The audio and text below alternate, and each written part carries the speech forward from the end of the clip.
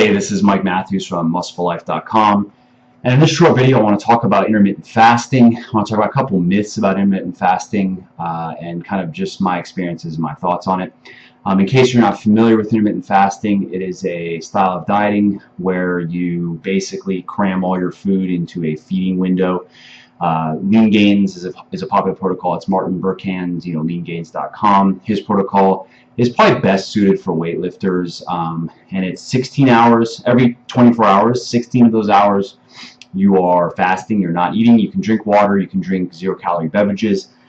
Like coffee is fine, tea is fine. Even artificially sweetened type stuff is fine. Maybe not the best for your health if you're drinking a bunch of that stuff, but there is an insulin response, and I think aspartame has a bit of an insulin response, but it's not the same as carbs. The idea is you're keeping your insulin levels low throughout the day.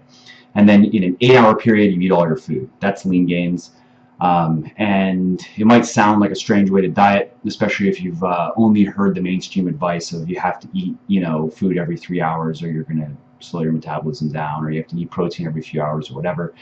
Intermittent fasting has kind of helped disprove a lot of those myths. You don't have to eat every few hours. You're not going to lose muscle if you don't eat protein every 3 or 4 hours or whatever. Although ironically, I saw a study recently that showed that eating protein every few hours did result in higher net muscle or net protein synthesis than a more infrequent feeding schedule. I'll link that study below. Not really sure what it means just yet, but it is an interesting thing. In the end, we might see actually as more research comes out, we might see that eating protein every few hours actually is better for building muscle over the long term. But what is definitely true is if you're eating protein every 4 or 5 whatever hours, that it isn't detrimental. It's not really like hindering you from building muscle. As long as you're eating enough protein every day, you're fine. So that's intermittent fasting. You're fasting a certain period. Sometimes, some intermittent fasting protocols have you fasting for 24 hours, meaning no food for 24 hours, just water, and zero-calorie beverages and stuff. And then you might eat a normal day. That's called alternate day fasting. 24 hours no eating, 24 hours normal eating, 24 hours no eating, so forth. Not very good for weightlifting because your workouts are terrible if you're you could imagine trying to work out on no food. And yeah, I don't recommend that protocol. But the Lean Gains protocol is very popular in the world of weightlifting, and it's a good protocol. So go over a couple of these myths here. So one is that intermittent fasting right now, it's pretty trendy. You'll find it in a lot of clickbait kind of products. A lot of fitness gurus and whatever are pushing it as this super style of dieting, almost like it's the diet method of the future that allows you to lose fat without having to really worry about your calories. So that's how it's usually pitched, is no more having to count calories, no more having to plan out your meals down to the last gram of protein, carb, or fat. You just follow this eating schedule. And usually they incorporate it with workouts. So you're going to work out, and then you're going to have your big post-workout meal, and you just follow some very loose rules, like you have some protein and veggies and all the carbs you can eat, and you're going to lose weight. And that's completely false.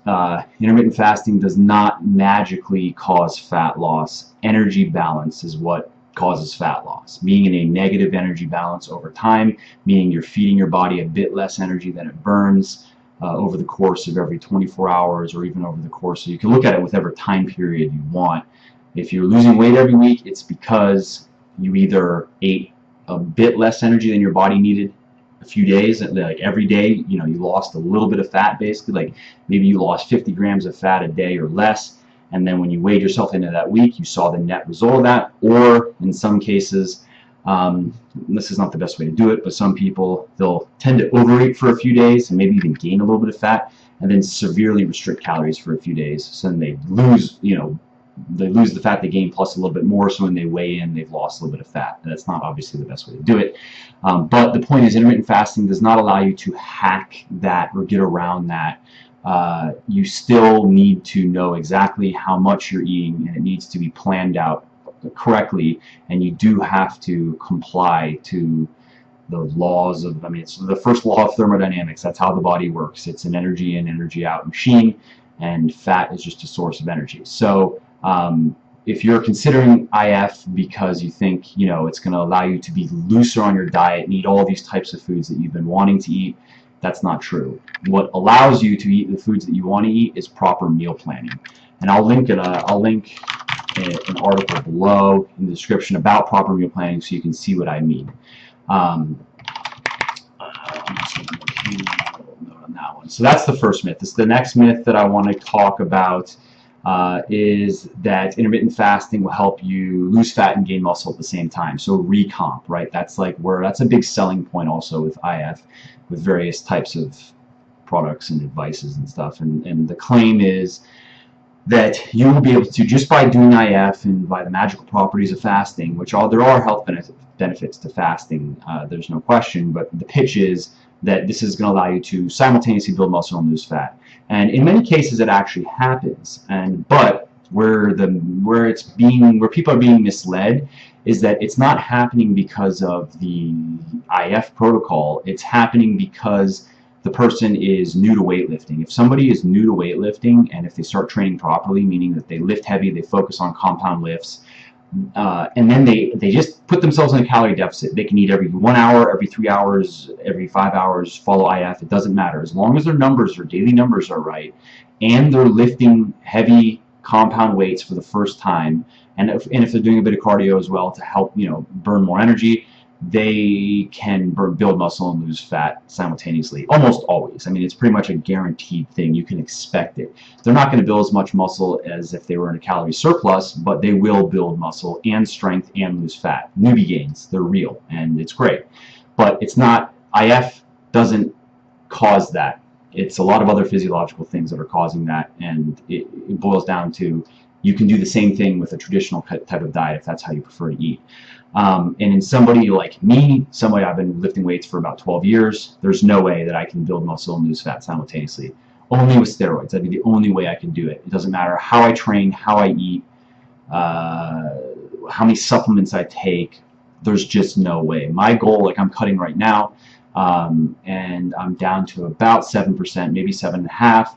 And my strength has dipped a little bit, but has stayed pretty steady. And that's all I'm trying to do, is just not get weaker or not lose a bunch of muscle while I'm cutting. And that's really just my goal. If I wanted to focus on building muscle, I would have to put myself in a calorie surplus at least several days a week, and maintain that, get a bit fatter. That's just the way it is. So that's the second myth. And the final myth I want to talk about quickly is that intermittent fasting is better than traditional dieting. A lot of people make these blanket statements that traditional dieting is, you know, some people that are really into IF look down on it, like how CrossFitters look down on people that lift weights, you know, do weightlifting programs, as if their shit is so much better, right? And that's not true. IF is not just better than traditional dieting, eating every few hours or whatever. A lot of the health benefits that you see when you look at the research of fasting are, you know, relating to insulin sensitivity. And you know, there are immune benefits. There are processes that the body only does, and when it's in a fasted state, regarding getting rid of cellular waste and kind of cleaning the body out. And these are all real benefits, and they're good. But one of the things that you have to keep in mind is you're going to get a lot of the same benefits from just exercise alone. You know, a lot of the fasting type research is obesity research. That's where the funding is coming in to study obesity. So in a lot of cases, the people that are being studied are out of shape. In many cases, they're not exercising at all, and you know, their bodies are pretty messed up. So there definitely are benefits to fasting, even, you know, probably some additional health benefits, even if you are exercising regularly. But just keep in mind that you are reaping many of the same, if not all the same benefits, just by exercising. So when it comes to eating, your eating schedule is really not that important. How much you're eating and how you're getting those calories in terms of macronutrient profile, like, you know, how many of those calories are coming from protein, carbs, and fats, are most important. And then the foods that you're eating are also important in terms of getting micronutrients, getting the vitamins and minerals and other nutrients that the body needs to stay healthy. So that's one of the reasons why I'm not a big fan of the whole if it fits your macros, eat junk, get shredded thing, eat 5 boxes of Pop-Tarts, all that stuff is stupid, because it just, you're ignoring health.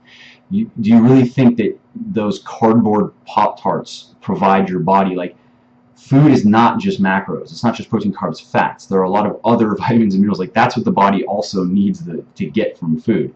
So the majority of your diet should be from clean, quote unquote, foods. And by clean, I mean just nutritious foods. I don't mean random, weird, like, oh, you can't eat these types. Like, you shouldn't eat starchy carbs, or you can't ever eat grains, or not like that. Just nutritious foods. So there are a lot of different nutritious foods. And that should be the majority of your calories. And then if you want to work in a little bit of junk, if you want to have, for me, I mean, I'm not really into junk food, but I like chocolate. So that's kind of like my little dessert. I eat about 150 calories of chocolate a day. And yeah, it has some sugar in it. Who cares? Whatever. It doesn't matter. Like, the majority of my calories, vast majority, come from nutrient-dense foods. My body deals with carbohydrates and, of course, sugars very well, because I'm lifting weights 5 days a week. You know, I'm doing cardio 3 to 5 days a week, depending on, like, you know, some of it's biking. I got into golf recently, so that's kind of a cardio thing to some degree. It's not weightlifting. It's not particularly cardio, but it burns calories, so I cut my cardio back a little bit to make up for that. Anyway, so that little bit of sugar just doesn't matter. And I'll link an article on sugar, just because it's a controversial subject. A lot of people think that sugar is way worse than it actually is, and I'll talk about it in this article. So yeah, that's it. That's what I wanted to go over about intermittent fasting in this video. I'm also going to link a longer longer article that I wrote on intermittent fasting if you want to learn more about it and how to do it. I hope you enjoyed the video. I'm going to be doing a lot more of these shorter videos on various different subjects.